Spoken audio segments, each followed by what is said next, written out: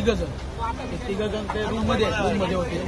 त्यांना दोन आमच्याकडचे जे स्थानिक युवक आहेत त्यांना आतमध्ये घेऊन त्यांना आतमध्ये बंद केलं खोलीमध्ये। आणि जेव्हा आम्हाला हा विषय कळाला की असा असा प्रकार घडलाय तेव्हा तिथे आम्ही आलो घटनास्थळी।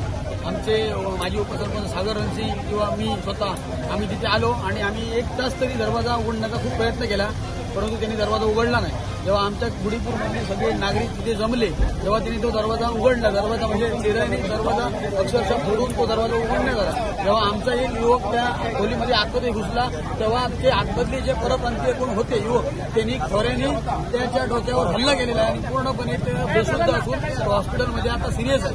अशी परिस्थिती इथे झाली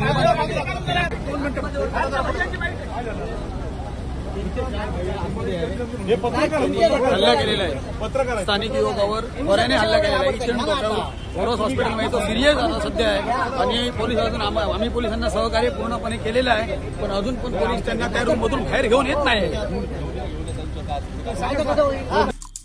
आमचे दिवसभरातले सर्व अपडेट्स, ताज्या घडामोडी आणि थेट लाईव्ह पाहण्यासाठी सबस्क्राईब करा, लाईक करा कोकणचं नंबर 1 महा चॅनल कोकण 7 लाईव्हचं YouTube चॅनल।